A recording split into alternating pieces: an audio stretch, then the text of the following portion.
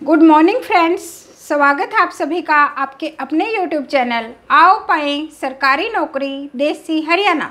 मैं हूं बबीता धानिया और इस चैनल पर फ्रेंड्स हम हरियाणा जीके के इम्पोर्टेंट क्वेश्चन कर रहे हैं। इसके ऑलरेडी हम एक सीरीज कंप्लीट कर चुके हैं, उनके सबका लिंक डिस्क्रिप्शन में है। अगर आपने नहीं देखा है तो वह वीडियो भी ज़रूर देखिए। आइए आज के भी हमारे जो इम्पोर्टेंट क्वेश्चन है वो करते हैं। फर्स्ट क्वेश्चन है हमारा, रानिया के किस नवाब को अंग्रेजों ने फांसी पर लटका दिया था। दोस्तों यहाँ पर 1857 की क्रांति की बात की जा रही है। एक क्वेश्चन 1857 की क्रांति से आना ही आना होता है। ऑप्शन देखिए, नूर मोहम्मद खां, मंसूर खां, कलायत खां या फिर इनके अतिरिक्त कोई और थे। तो ऑप्शन ए पर जो नूर मोहम्मद खां है, मुख्य सामंत इनको कहा जाता था। इनको 1857 की क्रांति में अंग्रेजों के द्वारा फांसी पर लटका दिया गया था। इसके साथ साथ आपको ये पता होना चाहिए जो नूर मोहम्मद खां थे वो कहाँ के शासक थे। तो दोस्तों वो रानिया जो सिरसा का क्षेत्र है, रानिया जो हमारा क्षेत्र है वहाँ के शासक थे, उस रियासत के शासक थे। और 17 जून 1857 को सिरसा का एक ओढ़ा गांव है, वहाँ पर इनका अंग्रेजों से आमना सामना हुआ। बहुत डटकर इन्होंने मुकाबला किया, लेकिन अंग्रेजी सेना जो बहुत पावरफुल होती थी, उनके पास सारी फैसिलिटीज़ होती थी, उनका सामना ये ज़्यादा दिन तक नहीं कर पाए और इसी वजह से अंग्रेज़ों ने इनको फांसी की सज़ा दी थी। इसके साथ साथ जो 1857 की क्रांति में दूसरे जो शासक फांसी टूटे थे उनसे भी क्वेश्चन बार बार आता है। एक थे जिनको बल्लभगढ़ का शेर कहा जाता है, राजा नाहर सिंह। उन्होंने दिल्ली के नवाब जो थे उस वक्त बहादुर शाह जफर का साथ दिया था, अंग्रेज़ों का मुकाबला किया था। अपने सैनिक भेजकर उन्होंने दिल्ली को अंग्रेज़ों से मुक्त करवाया था। इसी वजह से वो अंग्रेज़ों के निशाने पर आ गए। उनको भी अंग्रेज़ों ने बंदी बना लिया था फ्रेंड्स। और 9 जनवरी 1858 को चांदनी चौक पर उनको सरेआम फांसी दे दी गई थी। दूसरे नवाब आते हैं अब्दुर्रहमान खां, जो हैं वो थे दोस्तों झज्जर के नवाब थे। उनको भी 23 अक्टूबर 1857 को लाल किले के सामने फांसी दे दी गई। एक जो मोस्ट रिपीटेड क्वेश्चन इससे रिलेटेड आता है वो राव तुलाराम से रिलेटेड आता है। 1857 की क्रांति में ही रेवाड़ी का जो गांव था, कई जगह नसीबपुर लिखा होता है या नसीरपुर गांव था, वहां पर इनका अंग्रेजों से सामना हुआ। बहुत इन्होंने काफ़ी संघर्ष भी किया, लेकिन अंग्रेजी सेना का सामना ये ज़्यादा दिन तक नहीं कर पाए। इसी वजह से इनको अफगानिस्तान भागना पड़ा और वहीं पर इनकी वहाँ पर मृत्यु हो गई थी। और इनकी याद में ही हरियाणा का जो शहीदी दिवस हम मनाते हैं 23 सितंबर को, वो राव तुलाराम की याद में ही मनाया जाता है। एक नवाब आते हैं नवाब अहमद अली खां। इन्होंने भी 1857 की क्रांति में बहुत महत्वपूर्ण भूमिका निभाई थी। एक हासिल से थे लाला हुकम चंद जैन। इन्होंने भी जो थी अंग्रेजों के द्वारा इनको भी फांसी दे दी गई थी। नेक्स्ट क्वेश्चन देखिए, गंगा जल ठाना मुहावरे का क्या अर्थ है। तो फ्रेंड्स जो बच्चा गांव से रिलेटेड है उनको तो पता होगा। पहले कोई भी अगर मामला हो जाता था गांव में, किसी का मन मुटाव है, कोई लड़ाई झगड़ा है या फिर वैसे कोई समझौता करवाना होता है, तो पहले कोर्टों के अंदर बहुत कम लोग जाते थे, पंचायत बैठती थी या फिर उनके घर परिवार के जो लोग होते थे वो मामला बैठकर सुलझा लेते थे। और एक जो गंगा को है, हरियाणा की ही नहीं भारत की पवित्र नदी माना जाता है। और गंगा जल को उसी की तरह, जैसे गंगा नदी को हम पवित्र मानते हैं, ऐसे ही गंगा जल को पवित्र मानते हैं। एक हिंदू धर्म के अंदर एक मान्यता है कि अगर किसी ने गंगा जल उठाकर कसम खाई है तो वो इसका मतलब झूठ नहीं बोल रहा है। तो गंगा जल ठाने का मतलब है कसम खाना या फिर अपनी सत्यता के लिए प्रमाण देना। या तो उनसे गांव के मंदिर में दिया लगवा लिया जाता था कि ये बंदा झूठ नहीं बोल रहा, या फिर उसको गंगा जल उठाने के लिए कहा जाता था अगर उसकी कहीं पर भी सत्यता का प्रमाण अगर कहीं पर लेना होता था। तो गंगा जल ठाने का मतलब है ऑप्शन सी, कसम खाना।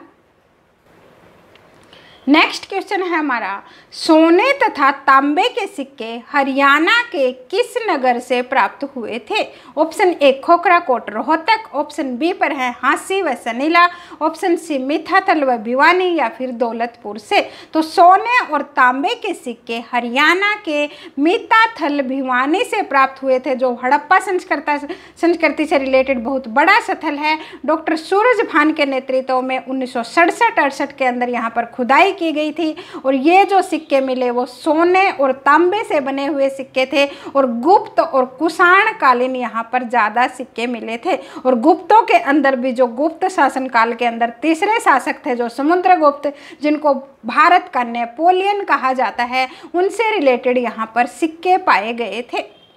नेक्स्ट क्वेश्चन देखिए, भारत स्टार्च केमिकल लिमिटेड की स्थापना हरियाणा के यमुनानगर में कब की गई थी? सबसे पहले तो आपको पता होना चाहिए भारत स्टार्च केमिकल लिमिटेड कहाँ पर स्थापित है। तो फ्रेंड्स ये हरियाणा के यमुनानगर में स्थापित है और इसकी स्थापना वर्ष 1938 के अंदर की गई थी। Bharat starch chemical limited Yamunanagar के अंदर इसकी स्थापना की गई वर्ष 1938 के अंदर। एक है वर्ष 29 जिसके अंदर बल्लारपुर पेपर मिल है, जो क्योंकि जो यमुनानगर है वो लकड़ियों के लिए फेमस है। यमुनानगर का छछरौली गांव जो हरियाणा का चेरापूंजी कहा जाता है, जहाँ सबसे ज़्यादा बारिश होती है। जहाँ बारिश ज़्यादा होंगी पेड़ पौधे ज़्यादा होंगे और जहाँ पेड़ पौधे ज़्यादा होंगे वहाँ लकड़ी ज़्यादा मिलेगी और लकड़ी होगी तो वहाँ पर पेपर मिल भी होगा, क्योंकि पेपर है वो लकड़ी उद्योग से ही चलता है।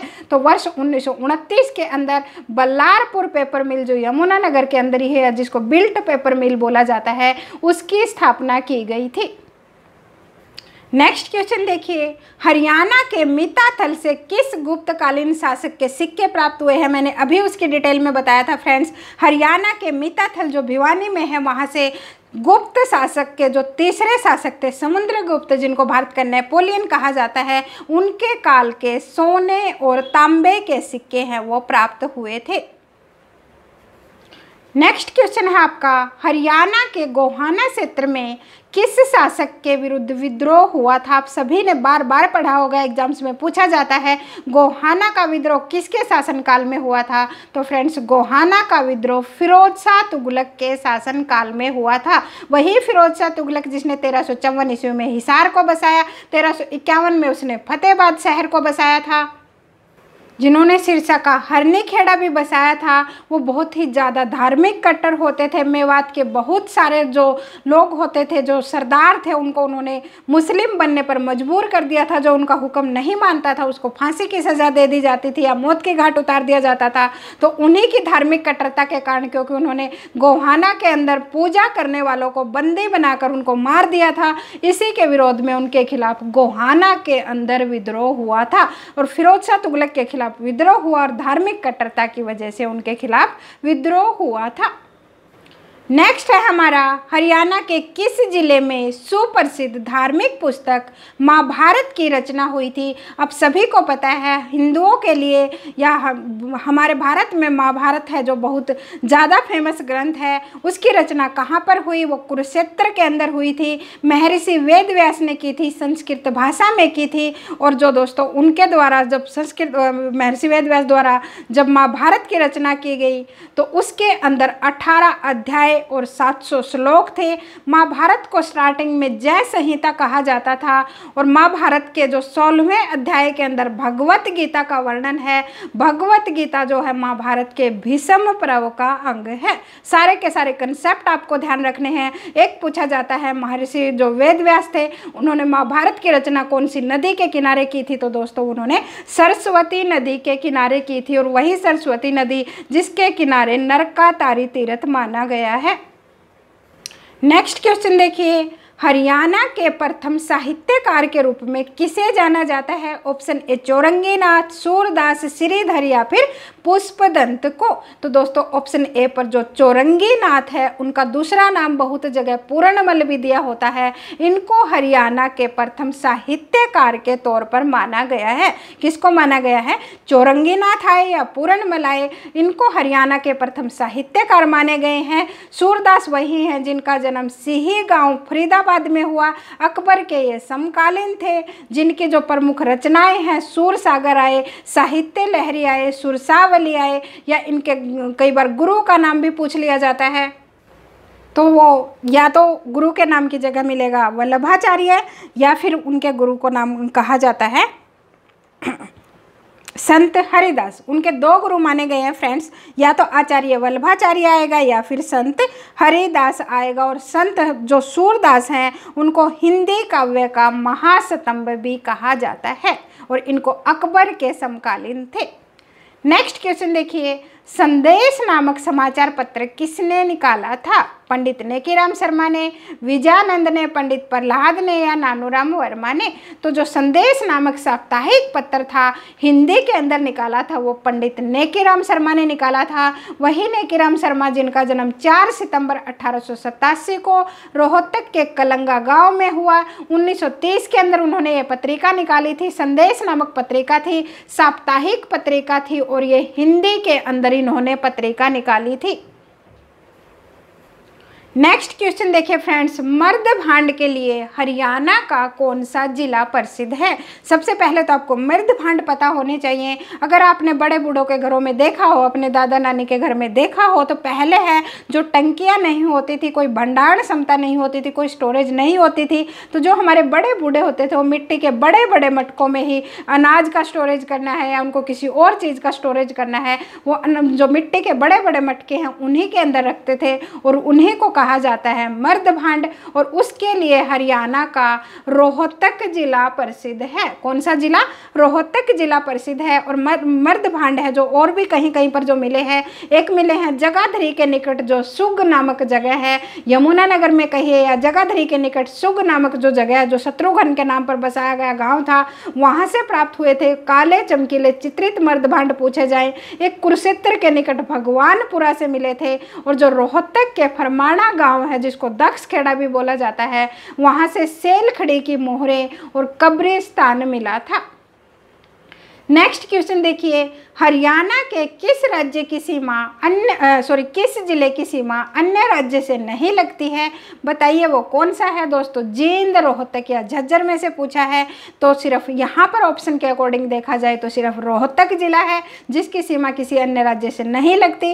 लेकिन वर्तमान में दोस्तों रोहतक के साथ साथ चरखी दादरी भी ऐसा जिला है जिस जिले की सीमा किसी भी बाहरी राज्य से नहीं लगती है। हरियाणा के 2 जिले, एक है रोहतक और दूसरा है चरखी दादरी, जिसकी सीमा किसी भी अन्य राज्य से नहीं लगती है। नेक्स्ट क्वेश्चन देखिए हमारा, प्रथम विश्व युद्ध में किस व्यक्ति ने सैन्य भर्ती या सैनिक भर्ती का विरोध किया था?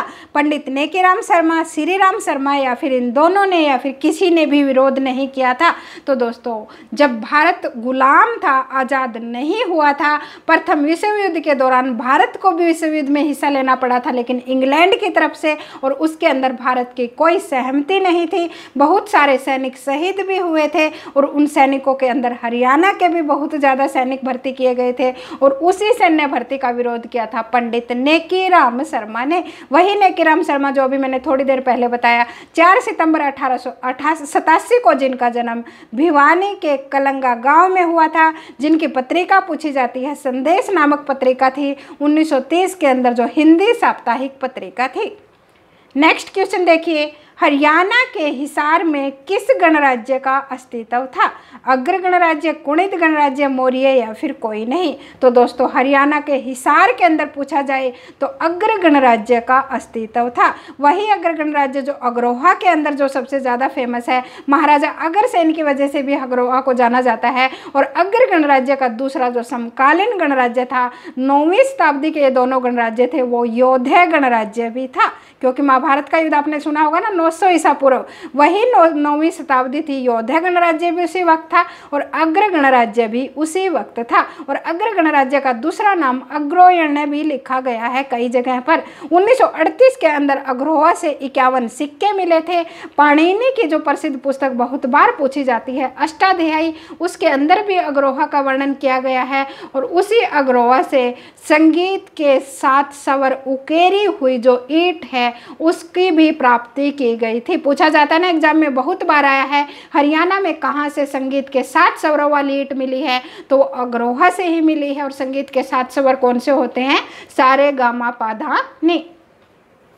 नेक्स्ट क्वेश्चन देखिए हमारा, किस भारतवंशी शासक ने हरियाणा राज्य से अपना विजय अभियान शुरू किया था? तो दोस्तों ऑप्शन देखिए, सुदास, विलियम फोर्ड, वारन कोटलैंड या फिर कोई नहीं। तो यहाँ तो हो सकता है ऑप्शन के अकॉर्डिंग भी आपका तुक्का लग जाए, क्योंकि और तो कोई भारतवंशी राजा है ही नहीं। तो भारतवंशी राजा सुदास थे जिन्होंने हरियाणा राज्य से अपना विजय अभियान शुरू किया था। लेकिन इसके साथ साथ आपको डिटेल भी पता होनी चाहिए। इसके साथ की डिटेल है, हरियाणा जो भारत का सबसे पुराना वेद कौन सा माना गया है, एग्जाम में क्वेश्चन आता है, वो कौन सा है, ऋग्वेद है। भारत का सबसे पुराना वेद ऋग्वेद, जिसके अंदर हरियाणा को रज हरियाणा कहा गया, उसी ऋग्वेद के 7वें मंडल में दशराज युद्ध का वर्णन है। ऋग्वेद के कौन से मंडल में, ऋग्वेद के 7वें मंडल में दशराज युद्ध का वर्णन है। यह युद्ध राजा सुदास और अन्य 10 राजाओं के मध्य हुआ था, जिसके अंदर राजा सुदास विजयी हुए थे और जो 10 राजाओं की तरफ से जो युद्ध लड़ रहे थे वो थे विश्वकर्मा। राजा सुदास जो थे इस युद्ध के अंदर विजयी हुए थे। 10 राजाओं से युद्ध था, इसीलिए इस युद्ध का नाम भी दशराज युद्ध रखा गया है। कब हुआ ये, इसका वर्णन कहाँ मिलता है हमें, ऋग्वेद के 7वें मंडल में हमें दशराज युद्ध का वर्णन मिलता है। और ऋग्वेद के अंदर हरियाणा को रज हरियाणा कहा गया और ऋग्वेद भारत का सबसे प्राचीन वेद है। नेक्स्ट क्वेश्चन देखिए, हरियाणा में राजीव गांधी परिवार बीमा योजना के अंतर्गत विकलांगता के शिकार हो जाने पर पीड़ित व्यक्ति को कितनी राशि दी जाती है, 1 लाख, 2 लाख, 3 लाख या 50,000। तो दोस्तों राजीव गांधी परिवार बीमा योजना के अंदर विकलांगता का शिकार हो जाने पर पीड़ित व्यक्ति को 1 लाख रुपए की राशि दी जाती है।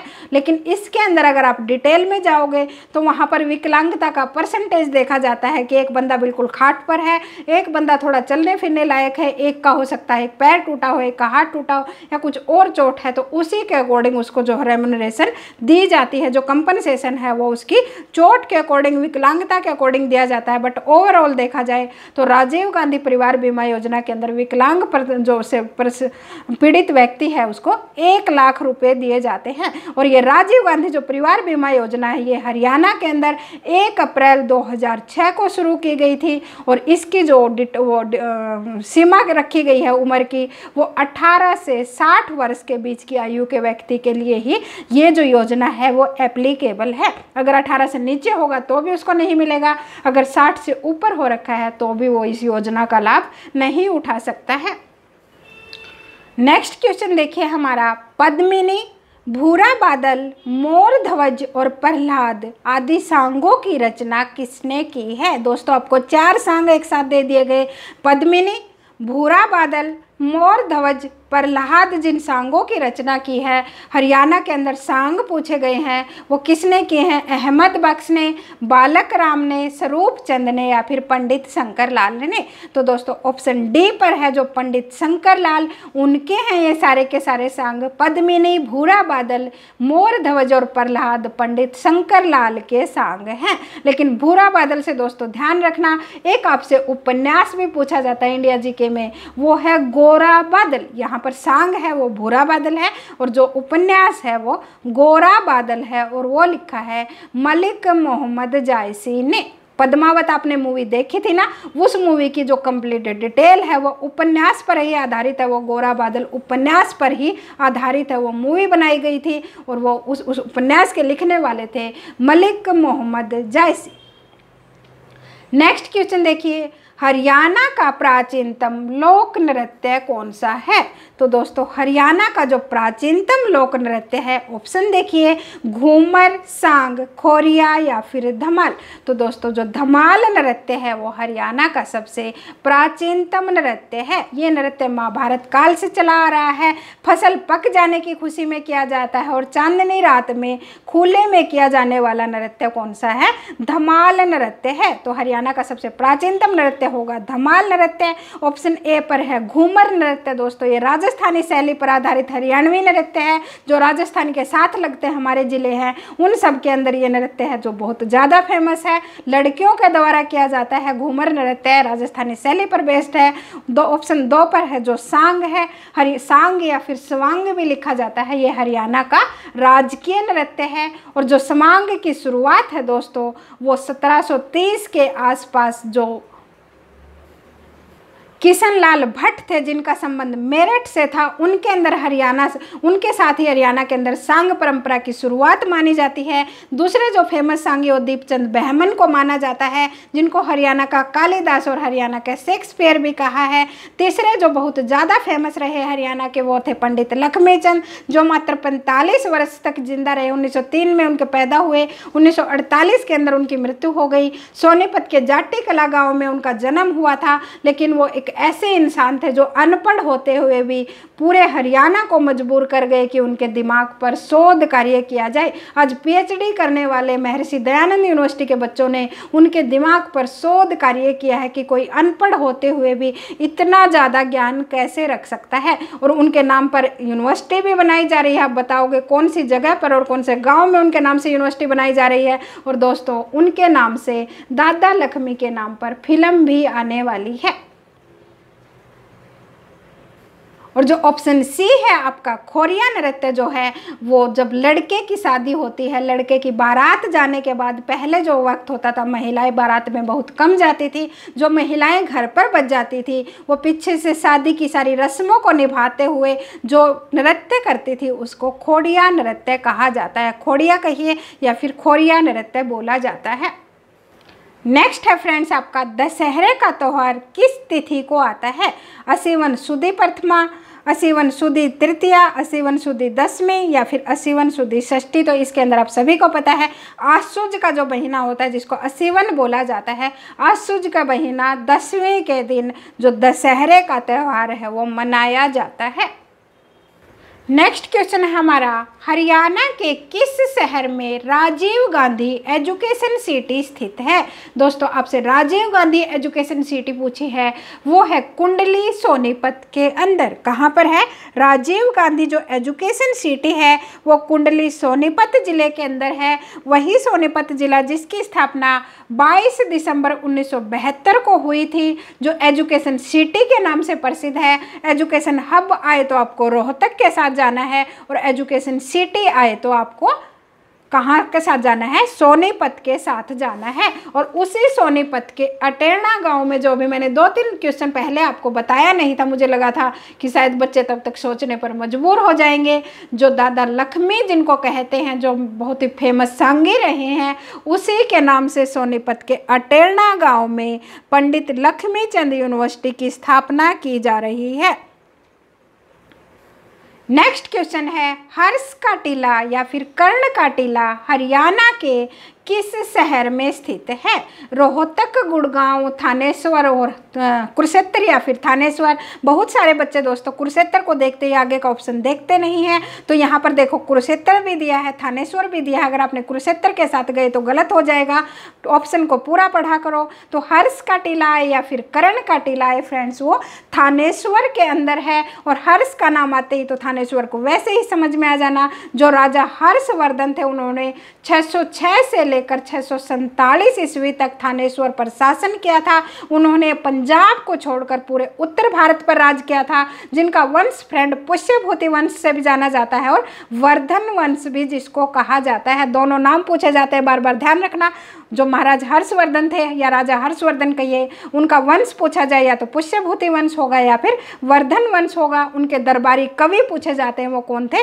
दरबारी कवि भी लिखा होता है, अस्थाना कवि भी कई जगह लिखा जाता है, वो बाण भट्ट थे, जिनकी प्रसिद्ध रचना हर्षचरित थी। हर्षचरित HSSC बहुत बार पूछ चुका है, तो उनकी दूसरी प्रसिद्ध रचना कादम्बरी थी, उसका भी ध्यान रखिए, हो सकता है अब की बार वो पूछ ले जाए। हर्षवर्धन एक खुद भी बहुत अच्छे साहित्यकार थे, जिन्होंने 3 बहुत फेमस नाटक लिखे हैं। वो थे उनके नागानंद, प्रियदर्शिका और रत्नावली। और उन्हीं के शासनकाल में हेन सांग या फिर जिनका चीनी नाम आया था विग्राम सचिव में, जेन जुआंग कहा जाए, वो भी आए थे, जो लगभग 10 साल तक 634 से 44 तक हरियाणा के अंदर रहे, और जिनकी बुक थी CU की। और उसी CU की बुक में उसने जो थानेश्वर है उसका महिमा मंडल वर्णन किया है, या बहुत गौरवपूर्ण वर्णन किया है कि वो हिंदुओं का स्वर्ण काल कहा है उसने। तो सारे के सारे कंसेप्ट ध्यान रखना। हर्ष का टीला है, कर्ण का टीला है थानेश्वर में है।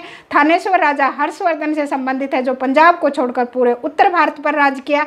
606 से लेकर 647 ईस्वी तक उनका शासनकाल रहा। पुष्यभूतियो वंश या वर्धन वंश दोनों आ सकते हैं। दरबारी कवि थे बाण भट्ट और उनकी प्रसिद्ध रचनाएं थी हरिश्चरित और कादम्बरी। खुद इनके हर्षवर्धन के जो 3 नाटक थे वो थे नागानंद, प्रियदर्शिका और रत्नावली। हेनसांग जो इनके शासनकाल में चीनी यात्री है, उसका दूसरा नाम जेन जुआंग भी पूछा गया है, जो लगभग 10 साल तक हरियाणा में रहे और उनकी प्रसिद्ध पुस्तक पूछी जाती है सीयू की। नेक्स्ट क्वेश्चन देखिए आपका, हिसार व करनाल में प्रमुख रूप से किस प्रकार का खनिज पाया जाता है? आप सभी को पता है फ्रेंड्स, हरियाणा का खनिज भंगूर जिला पूछा जाए तो वो कौन सा होगा? महेंद्रगढ़ जिला होगा। अगर आपको बिल्कुल ऑप्शन में कुछ नहीं आता है और आपसे खनिज पदार्थ पूछा गया है तो आप महेंद्रगढ़ के साथ जाइए, हो सकता है 90% आपका ऑप्शन सही हो जाए, क्योंकि हरियाणा के मोस्ट ऑफ जो खनिज पदार्थ है वो महेंद्रगढ़ जिले में ही पाए जाते हैं। राजस्थान के साथ लगता है हमारा जो बिल्कुल सूखा जिला है, और वहां पर जो सरसों उत्पादन है वो हरियाणा में सबसे ज्यादा होता है। तो हमसे पूछा गया है हिसार व करनाल में प्रमुख रूप से क्या पाया जाता है, तो ऑप्शन ए जो सोरा दिया गया है वही हिसार व करनाल में मुख्य रूप से पाया जाता है। और जो सोरा है हिसार के साथ साथ दोस्तों दूसरी जगह पर भी पाया जाता है, वो पाया जाता है हिसार में भी, भिवानी, सिरसा, रोहतक, गुरुग्राम और फतेहाबाद के अंदर भी सोरा पाया जाता है। और सोरा का दूसरा नाम भी कई बार पूछ लिया जाता है, वो है सोल्ट पीटर। सोरा का दूसरा नाम क्या है? हो सकता है आपको लिख कर दे दिया जाए सोल्ट पीटर कहाँ पर पाया जाता है और आप कन्फ्यूज हो जाओ तो वो आपसे सोरा ही पूछ रहे हैं। नेक्स्ट क्वेश्चन देखिए, भोजराज का अभिलेख कहाँ से प्राप्त हुआ है? पेहवा, महम, करनाल या फिर अंबाला? तो दोस्तों आपको भोजराज से ही पता चल जाना चाहिए यहाँ पर किसकी बात हो रही है। भोजराज से संबंधित जो थे वो राजा मिहिर भोज की बात हो रही है, जो पेहवा के शासक थे और उनका वंश कई बार पूछा जाता है, वो गुर्जर प्रतिहार वंश के शासक थे। भोजराज जो राजा मिहिर भोज थे वो गुर्जर प्रतिहार वंश के शासक थे। जो राजा मिहिर भोज के बारे में हमें जानकारी मिलती है वो पेहवा अभिलेख से मिलती है। पेहवा को हरियाणा का गया भी कहा जाता है, क्योंकि जो हरियाणा वाले हैं वो गया तो जा नहीं पाते, उन्होंने पेहवा तीर्थ को ही जो पिंडदान करने के लिए जो हमारी श्रद्धा है वो पेहवा तीर्थ को ही दी है कि हमें पेहवा जो गया के बराबर ही हमें यहाँ पर धर्म कर्म मिल जाता है। और जो पेहवा था उस वक्त घोड़ों के व्यापार का भी बहुत बड़ा केंद्र होता था। नेक्स्ट क्वेश्चन देखिए आपका, 1200 मेगावाट क्षमता की जो Rajiv Gandhi thermal power project है वो हरियाणा के किस जिले में स्थित है? फरीदाबाद, सिरसा, फतेहाबाद या फिर हिसार? तो दोस्तों ऑप्शन डी पर जो हिसार है वहाँ पर 1200 मेगावाट क्षमता की Rajiv Gandhi thermal power project जो परियोजना है वो स्थित है। और ये जो परियोजना है फ्रेंड्स वो 24 अगस्त 2010 को हरियाणा के हिसार के खेदड़ जिले में लगाई गई थी। और ये रिलायंस ऊर्जा समूह से लिमिटेड है। रिलायंस ऊर्जा समूह की ये जो परियोजना है वो है। और यहाँ पर जो कोयला सप्लाई होता है वो होता है महानदी कोलफील्ड लिमिटेड से, जो उड़ीसा आधारित कंपनी है। अगेन रिपीटिंग, हिसार के खेदड़ गांव में 24 अगस्त 2010 को लगाई गई, रिलायंस ऊर्जा समूह की है ये। और यहाँ पर जो कोयला सप्लाई होता है वो महानदी कोलफील्ड लिमिटेड से होता है। और जो इसकी क्षमता है वो आपको क्वेश्चन के अंदर ही बता दी गई है, वो है 1200 मेगावाट। इसके साथ साथ जो ऑप्शन सी पर दिया गया है आपको, फतेहाबाद के अंदर भी एक नाभिकीय ऊर्जा संयंत्र है हमारा। फतेहाबाद के गोरखपुर गांव में नाभिकीय ऊर्जा संयंत्र है जो 2014 के अंदर लगाया गया था। 700 मेगावाट की 4 यहाँ पर परियोजना लगाई गई थी। और ये परियोजना friends nuclear power corporation of India के द्वारा चलाई जा रही है। हिसार जो खेदड़ वाली है वो रिलायंस ऊर्जा लिमिटेड के द्वारा, लेकिन जो नाभिकीय ऊर्जा संयंत्र है फतेहाबाद का वो nuclear power corporation of India के द्वारा चलाया जा रहा है। और 700 मेगावाट की 4 परियोजनाएं हैं, तो टोटल क्षमता होगी इस संयंत्र की 2800 मेगावाट।